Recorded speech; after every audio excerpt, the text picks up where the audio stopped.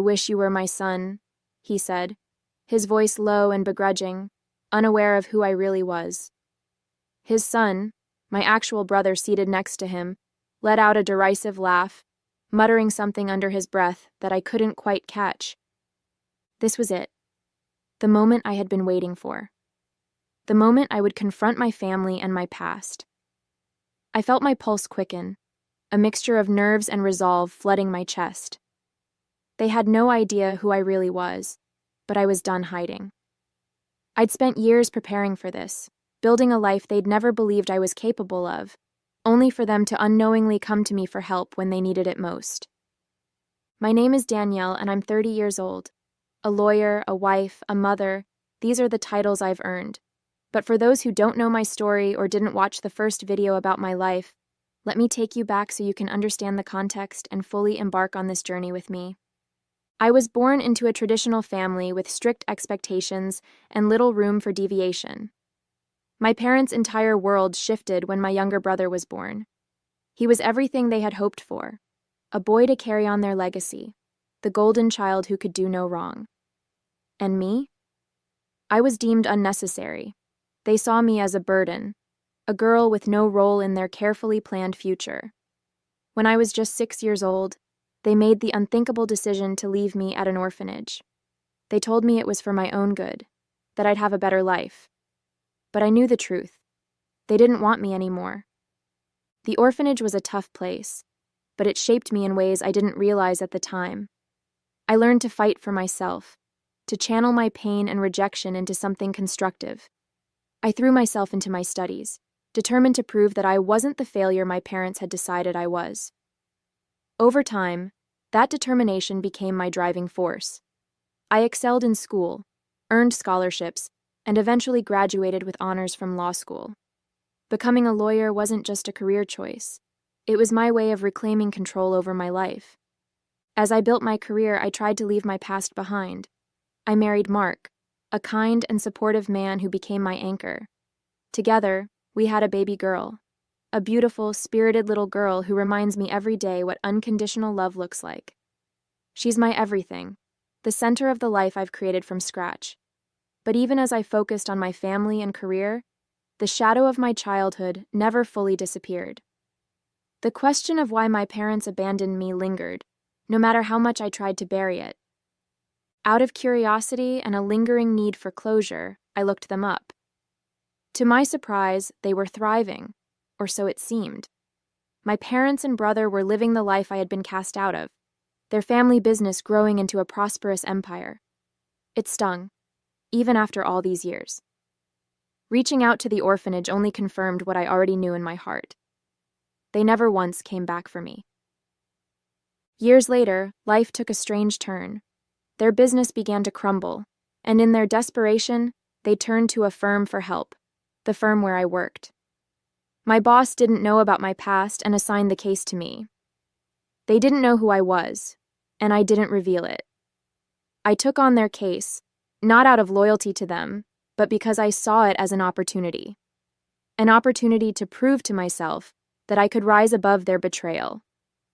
And now here I am, sitting across from them, facing the very people who once decided I wasn't worth keeping. They still don't know the truth, and I've chosen to keep it that way for now. My priority is saving their company, not for their sake, but for mine. This is my story, and today it's about confronting the ghosts of my past while holding on to the life I've built, a life I'm proud of. "Who do you think you are questioning me like that?" my father said, his voice sharp and dismissive.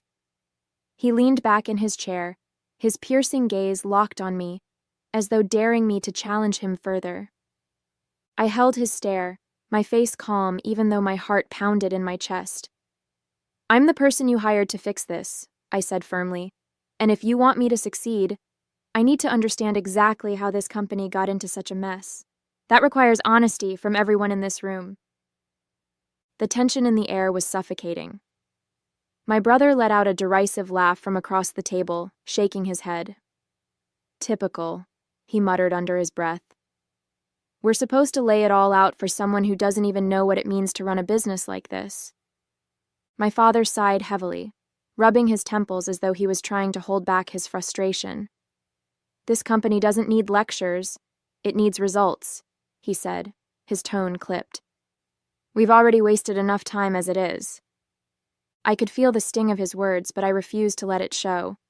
Keeping my emotions in check was second nature by now, especially with so much at stake.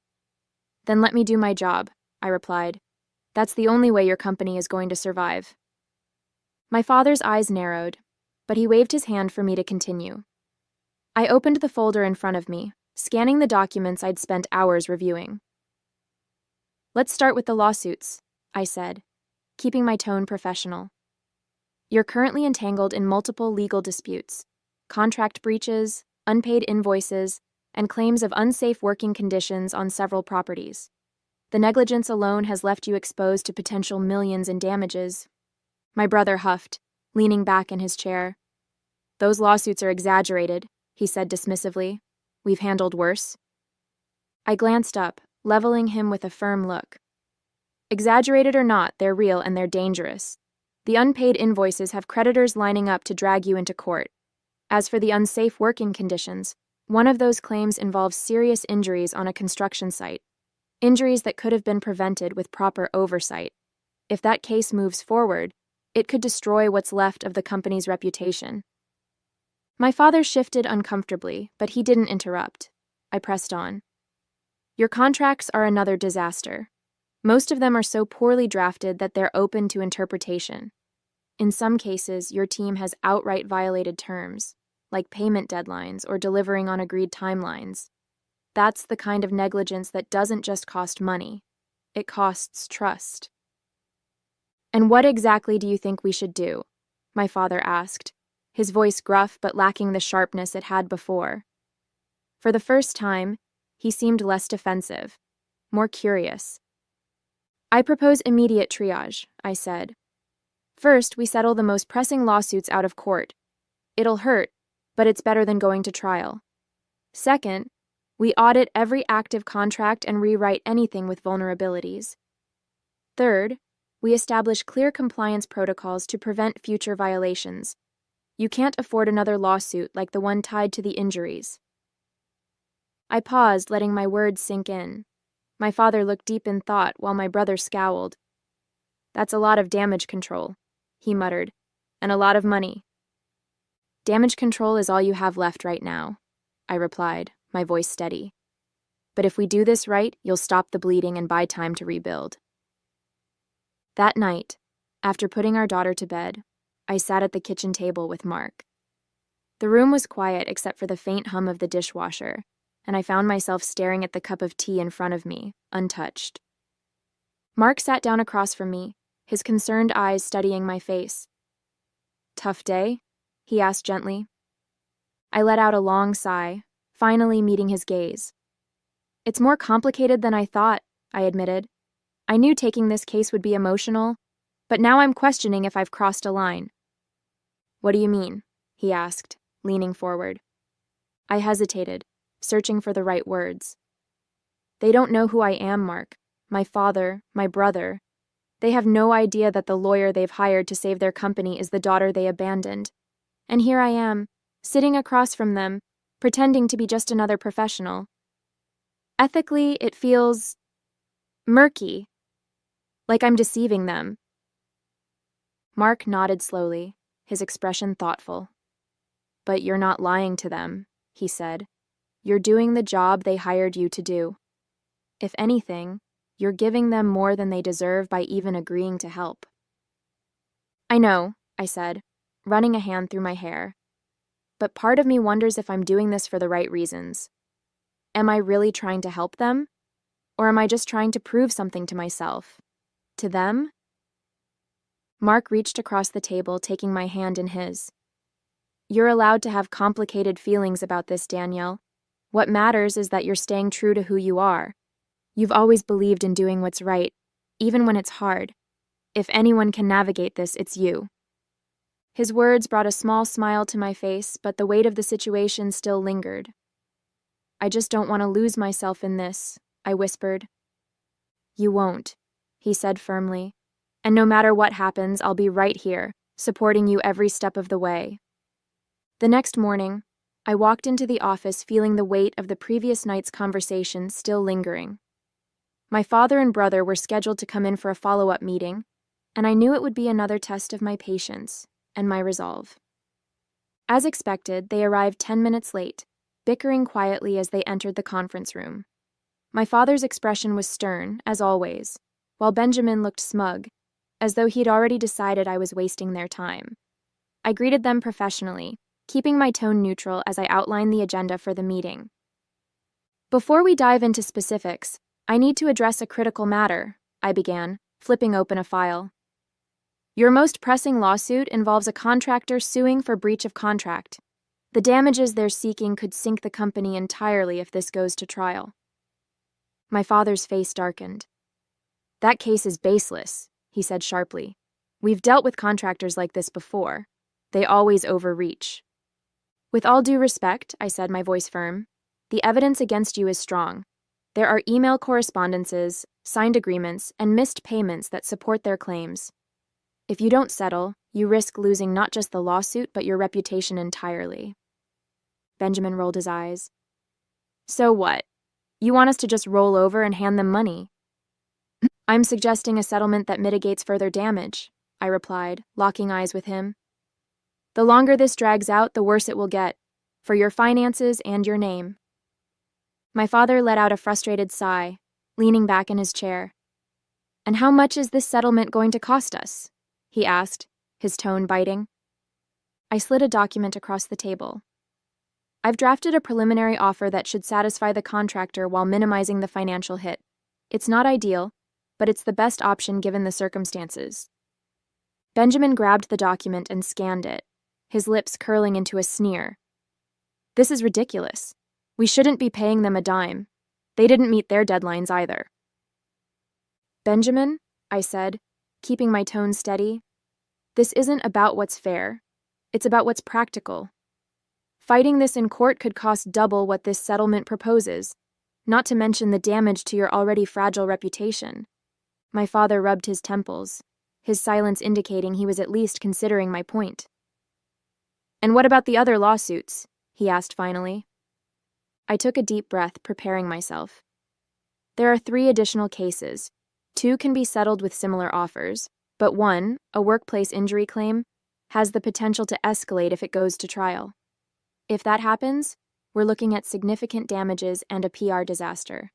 I recommend bringing in an outside mediator to negotiate a resolution quickly." Benjamin scoffed, throwing the document back onto the table. "You're making this sound like the company is hanging by a thread." "That's because it is," I replied bluntly, meeting his glare. "And if you don't start taking these issues seriously, there won't be anything left to salvage." That night, as I held my daughter in my arms, her tiny hand gripping my finger, memories of the orphanage came rushing back. The cold, sterile walls, the way I clung to my blanket at night, pretending it was my mother's arms around me. But she never came back. She left me there and never looked back. I thought about the day they abandoned me, how my mother avoided meeting my eyes as she whispered promises she never intended to keep. "This is for the best," she had said, her voice trembling. And my father? He didn't even have the courage to show up. He left the dirty work to her, hiding behind his pride and cowardice. I could still picture her walking away, my cries echoing in the orphanage hallway as the door shut behind her. I looked down at my daughter, her soft breathing grounding me in the present. I would never let her feel the way I had felt, forgotten, discarded, invisible. She was my world, and I would do everything in my power to make sure she always knew that. As the meetings progressed over the next few weeks, I began to notice subtle shifts in my father's demeanor. His sharp, dismissive tone when addressing me softened. He started listening more intently when I spoke, occasionally nodding in agreement or asking thoughtful questions about my legal strategies. It wasn't much, but it was different. In contrast, his patience with Benjamin seemed to be wearing thin. Each time my brother interrupted or dismissed my recommendations, My father's irritation became more visible. He would cut Benjamin off mid-sentence or fix him with a withering glare. Once, during a heated discussion about contract renegotiations, my father snapped at him. "If you had been paying attention to the details from the start, we wouldn't be in this mess." I stayed quiet, watching the dynamic between them shift. It was strange, almost unsettling, to see my father treat me with even a hint of respect, while growing visibly frustrated with Benjamin. A part of me wanted to speak up, to point out the irony of it all, but I didn't. This wasn't the time to draw attention to myself, or the truth. Instead, I focused on the work. The more progress we made, the more my father seemed to lean on me, trusting my judgment over Benjamin's increasingly defensive outbursts. I could see the cracks forming in their once solid alliance, but I kept my head down and stayed professional. For now, that was enough. At the next meeting, my father's demeanor was almost unrecognizable. He greeted me with a nod and a small smile, something I couldn't remember seeing directed at me, ever. When I presented my updates on the lawsuits, he listened without interrupting, and at one point he even said, "That's a good strategy." The praise caught me off guard, but I forced myself to stay composed. "Thank you," I said simply, jotting down notes as if his words didn't send a ripple of emotions through me. As the meeting went on, his comments became increasingly personal. "You're sharp," he said, almost to himself, as I outlined the mediation approach for the injury claim. "Methodical. You remind me of someone." I glanced at him, unsure where he was going with this. He exhaled heavily, leaning back in his chair. "Your precision, the way you think ahead. It reminds me of my wife." His voice softened as he added, "She had a way of seeing through the noise and finding the right path. She passed away last year. She would have liked you." The words hit me like a punch to the gut. The mention of my mother affected me more than I expected, and for a brief moment, the room seemed to close in around me. My mother. The same woman who left me at that orphanage. The woman who broke every promise she ever made to me.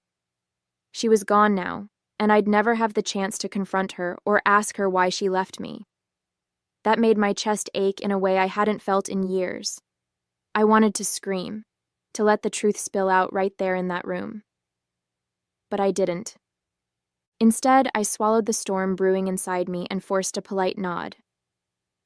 "Thank you," I managed, my voice steady despite the chaos in my heart. That night, while Mark put our daughter to bed, I sat on the couch, staring at the television without really watching it. Mark eventually walked in, carrying 2 mugs of tea, and placed one in front of me.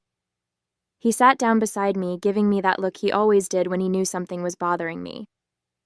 "You've been quiet since you got home," he said softly. "What's going on?" I sighed, wrapping my hands around the warm mug. "My dad mentioned my mom today," I said. "He said I remind him of her, that she would have liked me." Mark raised an eyebrow. "How did that make you feel?" "Awful," I admitted, shaking my head. "Not just because he said it, but because she's gone. I didn't even know she had passed until now. I'll never get to ask her why she left me, why she didn't fight for me, and hearing him talk about her as if she were some saint, it was too much." Mark reached over, placing a comforting hand on mine. "It makes sense you'd feel that way. You've carried this pain for so long, and now it's resurfacing in ways you didn't expect. But Danielle, you don't need their answers to find closure. You've built a beautiful life despite what they did to you." I smiled faintly, grateful for his steady presence. "I know," I said quietly. "But part of me wonders if hearing his version of her will change the way I remember her, or if it even matters anymore." Mark squeezed my hand. "Whatever happens, you'll handle it the way you always do, with strength and grace." A couple of months passed, and the transformation was undeniable. The lawsuits had been settled or redirected toward mediation, the contracts were renegotiated with airtight terms, and compliance protocols were finally in place to prevent future disasters. The business was stabilizing, slowly but surely, and even the employees seemed to breathe easier. When the day of the final meeting arrived, I walked into the conference room feeling a quiet sense of accomplishment.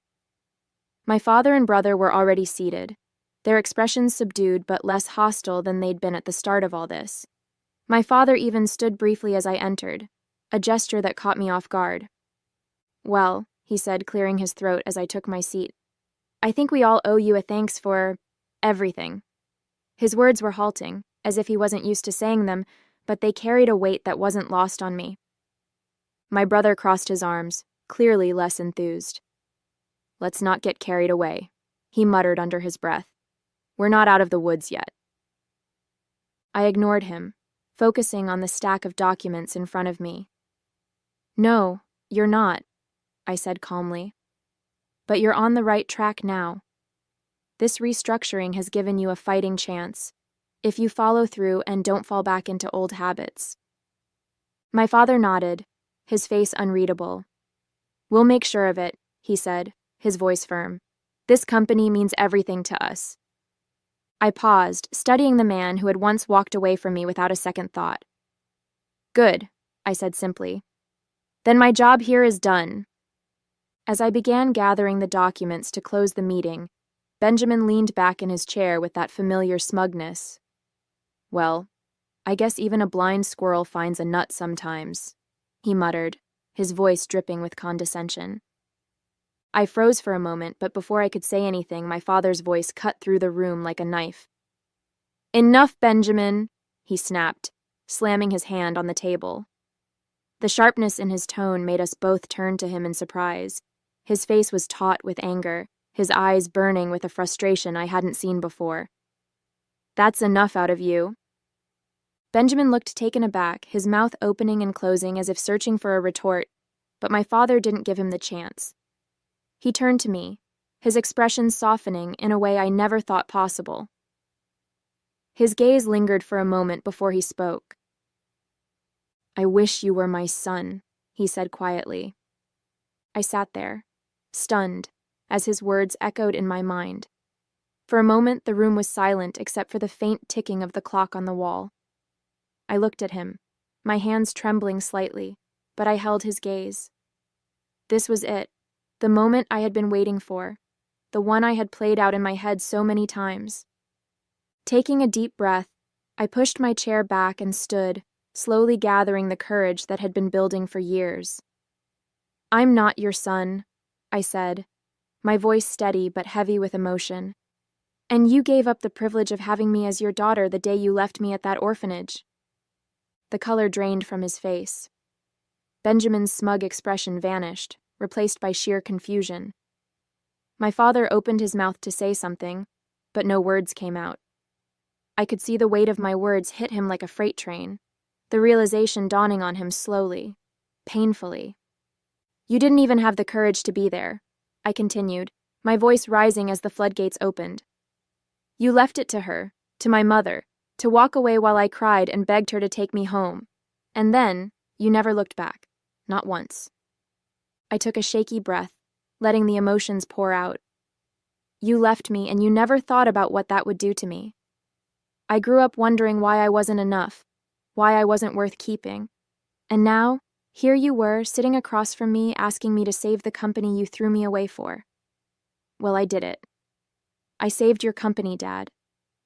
My father stared at me, his face pale, his hands gripping the edge of the table. For the first time, I saw something in his eyes that looked like shame. But before he could respond, I glanced at Benjamin, and that's when I realized it. The confusion on his face wasn't just shock. It was deeper than that. He didn't know. "You have no idea who I am, do you?" I asked, my voice trembling with a mixture of anger and disbelief. Benjamin blinked, his brow furrowing. "What are you talking about?" he said, his tone defensive. I laughed bitterly, shaking my head. "Of course you don't. They didn't tell you. They never told you about the sister they abandoned." I straightened my posture, the trembling in my hands finally subsiding as resolve took over. "I saved your company," I said, my voice firm and unwavering. "Not for you, not for Benjamin, but because I wanted to prove to myself that I could rise above what you did to me. that I could be better than the people who left me behind. My father opened his mouth as if to protest, but I held up a hand, cutting him off. But we're done now. For good. Whatever thread of connection might have existed between us is gone. You chose to sever that the day you left me at that orphanage. I turned to Benjamin, meeting his wide-eyed stare. I'm not angry with you, Benjamin. You didn't know, but now you do. I hope you take this chance to be better, to do better. Just don't expect me to stick around to see it. He opened his mouth as if to respond, but no words came out. For once, he looked completely out of his depth, the smugness wiped clean from his face. I could see the weight of the revelation settling on him, but I wasn't here to guide him through it. That wasn't my role, not anymore. Finally, I looked back at my father, my tone softening but remaining firm. At least you taught me something valuable, I said.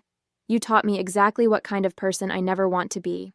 And for that, I suppose I should thank you. With that, I gathered my things, turned, and walked out of the room, leaving him behind to face the consequences of his actions and his past.